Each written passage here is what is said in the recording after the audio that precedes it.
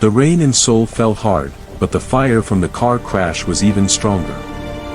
Hana lay on the cold ground, her body broken and her clothes soaked in blood. Only a few feet away stood her husband, Ji-Hoon, the most powerful mafia boss in the city. He didn't run to save her. He didn't even look sad. Instead, he stood there holding the hand of Hana's younger sister, Mina. Mina pretended to cry, but her eyes were shining with a mean victory. "She did it, Ji-Hoon," Mina whispered loudly. "Hana tried to blow us up. Your own wife is the traitor." Ji-Hoon's eyes were like ice. He didn't look for the truth or check the car. He just looked at Hana as she reached out a shaking, bloody hand for help. He spat on the ground and turned his back on her. "Leave her," he growled. "A wife who betrays her king doesn't deserve a grave." He walked away into the dark night with the sister who had actually caused the crash.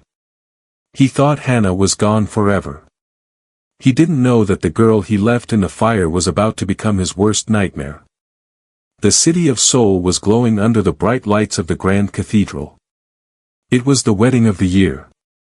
Every powerful person in the country was there to watch Ji-Hoon, the feared king of the mafia, take a wife. Outside, the streets were lined with expensive cars and guards in black suits. Inside, the air was filled with the smell of thousands of white roses. It looked like a dream, but for Hana, it was the start of a long, cold nightmare. Hana walked down the long aisle in a silk dress that cost more than a house. Her heart was beating fast. Her father had forced her into this marriage to pay off his gambling debts, but Hana didn't mind.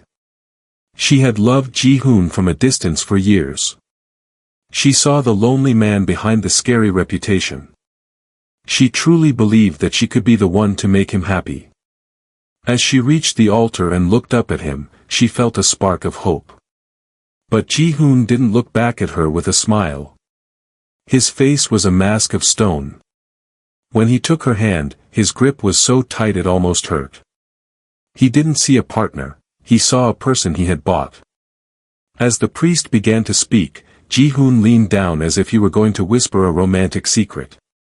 Instead, his voice was a sharp blade that sliced through Hana's heart. "Don't get used to that ring, Hana," he hissed, his eyes fixed on the front row. "I only married you because your father made it part of the deal. The only reason I agreed was to keep your sister close to me." Hana's breath caught in her throat. She looked toward the front row and saw her younger sister, Mina. Unlike Hana, who was dressed in traditional white, Mina wore a lace dress that was far too flashy for a guest. Mina wasn't crying tears of joy for her sister. She was smirking, her eyes locked onto Ji-Hoon with a look of greed. It was clear to everyone that the king was in love with the wrong woman. The months that followed were filled with silence and pain. Ji-Hoon treated Hana like she was invisible. He lived in the same house but never spoke to her unless it was to give a command. He spent all his free time with Mina, buying her expensive jewelry and taking her to secret dinners. Hana became a ghost in her own home. She cooked his favorite meals only for him to push them away. She cleaned his wounds after his dangerous nights out, but he never even said thank you. Hana watched from the shadows as her sister slowly took over her life. Mina wasn't just stealing Ji-Hoon's heart, she was after his power. But Ji-Hoon was blinded by his feelings. He couldn't see that Mina was a snake. Hana realized she was stuck in a war she didn't know how to win. She was the forsaken wife, a woman trapped between a husband who hated her and a sister who wanted her dead. But beneath Hana's quiet face, a fire was starting to grow. She was learning that in the world of the mafia, being kind only got you hurt. If she wanted to survive, she would have to become just as dangerous as the men around her. The cathedral was filled with the sound of a grand organ, and the air smelled of thousands of expensive white lilies. It was called the wedding of the century. Outside, hundreds of reporters held up cameras, waiting to catch a glimpse of Ji-Hoon, the most powerful and feared man in the city. Inside, The most dangerous people in the underworld sat in the pews, wearing fancy suits and silent expressions. Hana walked down the long, red carpet with her head held high, though her hands were shaking under her white lace gloves. She was the daughter of a family that had lost everything, and this marriage was supposed to be her second chance. She looked at Ji-Hoon standing at the altar. He was tall, handsome, and looked like a king in his black tuxedo. Hana had loved him in secret for a long time, thinking she could be the one person to understand his dark world. She felt like she was walking toward a dream. As she reached him, the bright flashes of the cameras lit up the room like lightning. Ji-Hoon took her hand, but his fingers were as cold as ice. He didn't look at her with kindness or even respect. When it was time for them to exchange their vows, he leaned in close to her ear. The audience thought he was sharing a sweet, romantic moment, but his words felt like a slap in the face. "Don't get too happy, Hana," he whispered, his voice low and mean. "I only married you because your father made it part of the deal. I needed a cover to keep your sister, Mina, close to me without the police getting suspicious. To me, you're just a shield." Behind the thin silk of her wedding veil, Hana's eyes filled with tears that she wasn't allowed to let fall. Her heart felt like it was breaking into 1,000 pieces right there in front of everyone. She looked past Ji-Hoon and saw her younger sister, Mina, sitting in the very front row. Mina wasn't wearing a regular guest's dress, she was wearing something far too bright and beautiful, and she was smirking at Hana. Mina blew a tiny, secret kiss to Ji-Hoon, and for the first time that day, Hana saw a flicker of emotion in Ji-Hoon's eyes. It was a look of longing, the kind of look he should have been giving his bride. The cameras continued to click, capturing the perfect image of a happy couple, but Hana knew the truth. She was a ghost bride, married to a man who loved her sister, trapped in a golden cage before the ceremony was even over. The honeymoon was nothing like a dream. Instead of a vacation, Hana was taken to a giant mansion on top of a hill that felt more like a beautiful prison. The walls were made of cold stone, and the windows were so high she could only see the gray sky. Inside the house, Ji-Hoon was a shadow. He lived in the same rooms, but he walked past Hana as if she were made of glass. Every day, Hana tried to be a good wife. She spent hours in the kitchen cooking his favorite spicy stews, but Ji-Hoon would often look at the plate and leave the room without taking a single bite. One night, while he was working late in his office, Hana brought him a cup of tea. As she set it down, her hand brushed against his. For a second, the air felt heavy and still. Ji-Hoon looked up at her, and his eyes softened for just a moment. He reached out as if to touch her face, and Hana's heart skipped a beat. But then, his face turned back into ice. He pulled his hand away and growled for her to leave. The loneliness became even worse when Mina moved in. She claimed she was there to support Hana, but everyone knew the truth. Mina spent her mornings walking around the house in expensive robes that Hana had bought. She started wearing Hana's favorite rose-scented perfume, a scent Ji-Hoon once said he liked.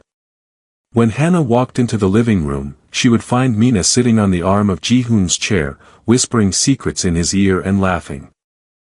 Mina didn't even try to hide her meanness. One afternoon, she cornered Hana in the hallway. Mina leaned in close, smelling strongly of Hana's own perfume. "Do you see how he looks at me?" Mina teased, her voice sweet like poison. "He might have given you his last name, but he gives me his time. You're just a ghost in a pretty dress." Hana watched from the stairs as Ji-Hoon came home that evening. He didn't look for his wife. He walked straight to Mina, who was waiting by the door with a bright smile. Ji-Hoon's face stayed stern, but he let Mina take his coat and hang on his arm. Hana stood in the shadows of her own home, feeling like a stranger. She realized that she wasn't just fighting for Ji-Hoon's love, she was fighting to stay alive in a house where the people she trusted were the ones trying to destroy her. The mansion felt extra quiet on Tuesday, a day when Ji-Hoon was away at a meeting and Mina had gone out to shop with his credit card. Hana decided to do something brave. She went into Ji-Hoon's forbidden study, a room filled with the smell of old paper and expensive tobacco. She told herself she was just cleaning, but her heart was thumping against her ribs like a trapped bird. While dusting a heavy bookshelf, Hana noticed a loose piece of wood near the floor. She pulled it back and found a small, sleek black laptop hidden in the shadows. It didn't look like it belonged to Ji-Hoon. When she opened it, there was no password. The screen flickered to life, showing a messenger app that was still logged in. As Hana read the messages, the room felt like it was spinning. The messages weren't romantic notes or sisterly secrets. They were sent to someone named Viper, a high-ranking member of the Baekho clan. This was Ji-Hoon's biggest enemy, the group that wanted to take over his territory and end his life. Hana's hands shook as she scrolled through the files. Mina was sending them photos of Ji-Hoon's private maps and schedules. But the worst part was the latest mission. Mina was tasked with stealing the syndicate's digital ledger. This was a secret file that contained the names of every person Ji-Hoon worked with and all his bank accounts. If the Baekho clan got their hands on it, Ji-Hoon would lose everything in a single night. She isn't just in love with him, Hana whispered to the empty room. She's a spy. Hana realized that Mina's flirting and her sweet smiles were all a fake act. Her sister wasn't just a girl trying to steal a husband, she was a dangerous agent sent to destroy a kingdom. Mina was a viper who had crawled into their bed, waiting for the perfect moment to strike. Suddenly, the sound of a car pulling into the driveway echoed through the house. Hana scrambled to hide the laptop back in the wall, her mind racing. She knew the truth now, but who would believe the ghost bride over the woman the king loved? She had to find a way to save the man who hated her before her sister finished her deadly game. That evening, the dining room was silent except for the sound of silver forks hitting porcelain plates. The long table felt like a battlefield. Ji-Hoon sat at the head, his face tired and dark, while Mina sat to his right, wearing a silk dress and a fake, sweet smile. Hana sat across from her, her heart racing. She knew she had to warn him, but she had to be careful. Ji-Hoon, Hana said softly, her voice trembling just a little. I was cleaning today and noticed some strange things. I think there are people close to us who aren't being honest. Maybe you should check the security on your digital files. Ji-Hoon stopped eating and looked at her, his eyes narrowing. For a second, Hana thought he might actually listen. But before he could speak, Mina's face changed. She dropped her fork, and it made a loud clang on the floor. Her eyes filled with tears instantly, and she began to gasp for air as if she couldn't breathe. Oh no, not again, Mina sobbed, clutching her chest. She looked at Ji-Hoon with wide, terrified eyes. Ji-Hoon, I can't take it anymore. Hana is trying to scare me again. When you weren't looking, she came into my room and told me that if I didn't leave this house, she would make sure I never walked again. She's obsessed with me. Hana gasped, her face turning pale. That's a lie. I never said that. Ji-Hoon, she's the one you should be worried about. She's talking to the... Shut up. Ji-Hoon roared, slamming his fist onto the table so hard the water glasses shook. He stood up, looking like a monster from a nightmare. He didn't even look at the evidence Hana was trying to explain. He only saw Mina, who was now shaking and hiding her face against his arm, pretending to be a helpless victim. Ji-Hoon walked around the table and grabbed Hana's arm. His grip was like iron. I told you to leave her alone, he growled, his voice full of hate. You are so jealous of your own sister that you've turned into a liar. You need to learn your place. He dragged Hana out of the dining room and down the dark stairs that led to the basement. The air grew cold and smelled like damp earth. He opened a heavy wooden door to a small, dark cellar and shoved her inside. Ji-Hoon, please. Just look at her phone. Hana cried, banging on the door. Stay here and think about what you've done, he barked. The heavy bolt clicked into place, locking her in total darkness. Hana sank to the cold floor, listening to the sound of his footsteps walking back up to the woman who was planning to destroy him. She was trapped in the dark, and the only person who could save the king was the one he had just thrown away. Hana spent hours in the shivering cold of the cellar, her fingers numb as she felt along the stone walls. Finally, she found a loose metal pipe and used it to pry the old, rusted hinge of the door. With a loud creak, the wood gave way. She didn't run for the exit, she ran back to the study. She knew she needed more than just words to save the man she loved. Deep in the back of a desk drawer, she found a small digital recorder that Mina had used to practice her fake, crying, speeches. To Hana's shock, Mina had accidentally left it on. As Hana pressed play, her breath hitched. It was a clear recording of Mina talking to the Baekho clan. Ji-Hoon is a fool, Mina's voice echoed, cold and sharp. He'll be at Pier 7 tomorrow night without his main guards. That's when you kill him. Once he's gone, the ledger is mine, and I'll hand the city over to you. Hana clutched the recorder to her chest, her eyes burning with tears of relief. This was it. The definitive proof. She ran up the stairs and burst into the master bedroom. Ji-Hoon was standing by the window, his back to the door, looking out at the dark city. Ji-Hoon. Please, you have to hear this. Hana gasped, her voice raw from the cellar air. He turned around, his face twisting in anger when he saw she had escaped. I told you to stay in the basement, Hana. You are testing my patience. Just listen, she screamed, pressing the play button. Mina's voice filled the room, detailing the assassination plan for Pier 7. For a second, the house was deathly silent. Hana looked at Ji-Hoon, waiting for him to realize the truth. But instead of rage directed at Mina, Ji-Hoon walked over and snatched the recorder from Hana's shaking hands. With a look of pure disgust, he threw the device against the marble floor and crushed it under his heavy boot. The plastic shattered into tiny pieces. How dare you, he whispered, his voice shaking with fury. You used a voice AI or some cheap editing tool to make her sound like a murderer. You hate your sister so much that you would frame her for treason. Ji-Hoon, no. That was her. I found it in the desk. He stepped into her space, his shadow towering over her. He looked at her not as a wife, but as a bug he wanted to squash.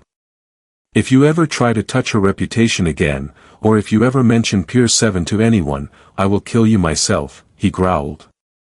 I don't want to hear your voice until the sun goes down tomorrow. Get out. Hana backed away, her world falling apart. She had the truth in her hands, and he had smashed it. As she left the room, she saw Mina standing in the dark hallway, watching. Mina didn't look scared. She smiled, a slow, terrifying grin that told Hana everything. The trap was set, and the king was walking right into it. The next evening, the sky over the city turned a bruised shade of purple. Hana watched from the window as Ji-Hoon prepared to leave. He looked powerful and confident in his long black coat, checking his watch as if he were simply going to a business meeting. He truly believed that Pier 7 was where he would finally win the war and grow his empire. Mina was right by his side, looking like a devoted fan. She tucked a strand of hair behind her ear and smiled up at him, her eyes bright with a fake light. Be careful, my hero, she cooed, her hand resting on his arm. But as she turned toward the car, Hana saw the mask slip. For a split second, Mina's face was as cold as a snake about to strike. She wasn't going there to help him, she was going to watch him die. As their car sped away, Hana's heart began to race. She looked at the clock. It was almost time. She knew exactly where Pier 7 was, a lonely, rusted dock far from the city lights, surrounded by tall shipping containers. It was the perfect place for an ambush.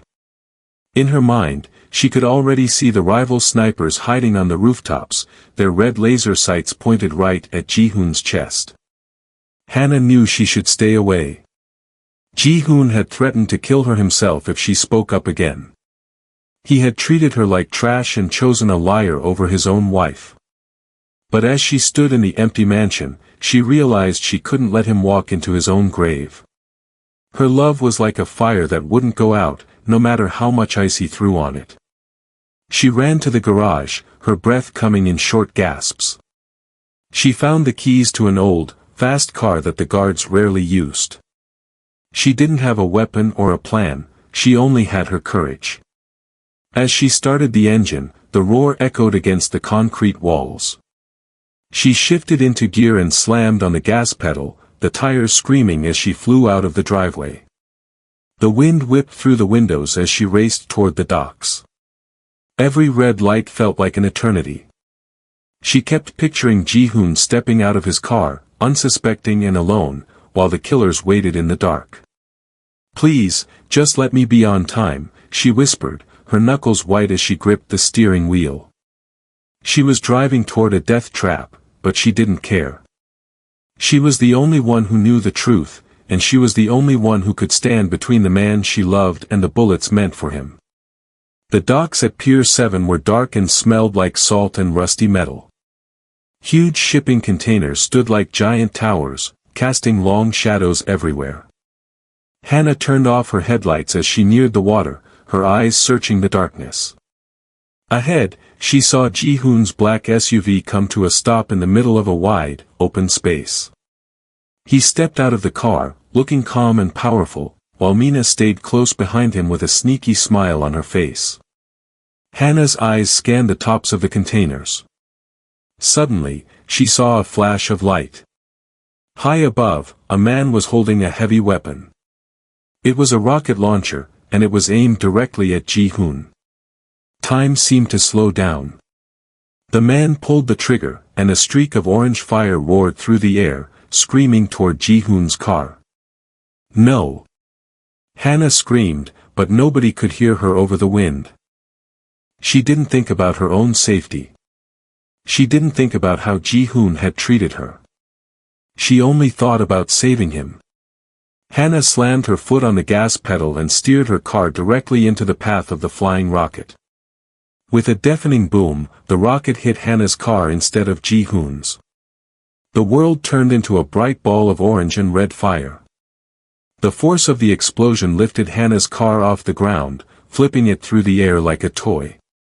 It bounced across the concrete, metal twisting and glass shattering everywhere, before landing upside down in a heap of burning wreckage. Ji-Hoon was thrown to the ground by the shockwave. He groaned, his head spinning and his vision blurry. He was covered in soot and blood, but he was alive. The SUV had been pushed back by the blast, but it hadn't exploded. He looked up, coughing through the thick black smoke, and saw the burning car sitting just a few feet away. He didn't realize yet whose car it was. He only saw the flames licking the sky and heard the crackle of burning tires. His heart was pounding in his ears. He had been seconds away from death, and someone had just traded their life for his. As he struggled to stand up, the heat from the fire was so strong it singed his clothes. Somewhere inside that wall of fire and twisted metal, Hana was trapped, her body broken from the impact of the sacrifice she had made for a man who didn't even want her. Mina crawled out from behind the SUV, her eyes wide as she looked at the wall of fire.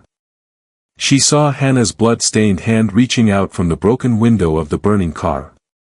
Hana was still alive, her fingers twitching as she tried to find help. But Mina didn't feel sorry for her sister. Instead, she saw a chance to finish her plan.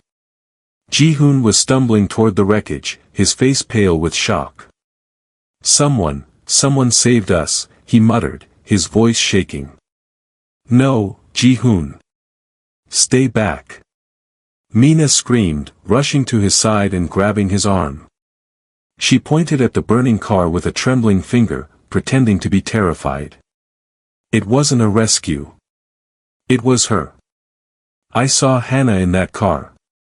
She was the one who fired the rocket. She tried to kill us so she could take your money. Ji-Hoon froze, his eyes filling with confusion and hurt. Hana? Why would she do that? Quickly, Mina reached into her pocket and pulled out a small metal badge. It was the emblem of the Baekho clan, the rivals who hated Ji-Hoon. While the smoke was thick, she tossed it into the edge of the fire near the car's door. Look, she cried. She dropped their badge. She's been working for them the whole time. She didn't mean to crash, she just missed and hit the containers, and the blast caught her. Ji-Hoon looked down and saw the metal emblem glowing in the firelight. He looked back at the car and saw Hana's hand one last time. She was trying to reach for him, her fingers scratching at the hot pavement. He remembered her warnings from the night before, but in his mind, they now felt like lies used to cover her tracks. His heart turned into a block of ice. He didn't see a wife who had sacrificed herself, he saw a traitor who had failed to kill him. Ji-Hoon, help me, Hana's voice was a tiny, pained whisper that was almost lost in the roar of the flames. Ji-Hoon's face went hard. He didn't reach out. He didn't call for an ambulance. He simply stepped back, his eyes full of pure hatred. Let the traitor burn, he growled, his voice low and cold. A woman who tries to kill her king doesn't deserve to be saved. He turned his back on the fire and the woman who had just saved his life. He put his arm around Mina, who was hiding a wicked smile against his shoulder. As they walked away into the dark night, the heat of the fire grew stronger, and the hand on the pavement finally went still. He thought he was leaving his problems behind, but he was actually walking away from the only person who had ever truly loved him. The sirens of the police cars and fire trucks finally faded into the distance. They had found nothing but an empty, burning shell of a car, as the rain had washed away most of the clues. The docks were silent once again, except for the soft sound of lapping water and the hiss of steam rising from the wet pavement. Just as the last of the smoke began to clear, a sleek, jet-black car with tinted windows rolled slowly onto the pier. It stopped right next to the spot where Hana lay, forgotten by the world. The door opened, and a woman stepped out. She was dressed in a sharp, blood-red suit that glowed under the dim streetlights. This was the Third Lady, a powerful and mysterious figure that even the Mafia was afraid to cross. She didn't look bothered by the smell of smoke or the sight of blood. She walked straight to the wreckage and looked down at Hana's charred, unconscious body. With surprising strength, the woman reached into the ruins and pulled Hana out, cradling her like a broken doll. "You were too kind for this world, little bird," the Third Lady whispered, her voice like velvet. She carried Hana to the back of the black car and laid her gently on the seat before speeding away into the night, leaving no trace behind. Weeks passed in total darkness. In a hidden hospital deep beneath the city, the only sound was the steady beep-beep-beep of a heart monitor. Hana lay in a white bed, her entire head and face wrapped in thick, white gauze. She looked like a mummy, still and silent. Suddenly, the monitor started to beat faster. Hana's eyes snapped open. They were no longer the soft, hopeful eyes of the girl who had walked down the wedding aisle. They were dark, sharp, and filled with a cold fire. She tried to move, but the pain was everywhere. She felt the heavy bandages on her skin and remembered the fire, the betrayal, and the look on Ji-Hoon's face as he walked away with her sister. The Third Lady was standing by the window, watching the sunrise. She didn't turn around, but she knew Hana was awake. She stepped closer to the bed and leaned over, her shadow falling across Hana's bandaged face. "The girl who loved that man is gone," the Third Lady whispered into the silence. "Your heart is dead, Hana. And that is a good thing. Now, let's build your claws. It's time to show them what happens when a ghost comes back for what is hers." Hana didn't say a word, but her fingers curled into a tight, strong fist. The forsaken wife was gone, and something much more dangerous had taken her place. Watch out for Hana's return and revenge in part 2, subscribe so you won't miss any episode.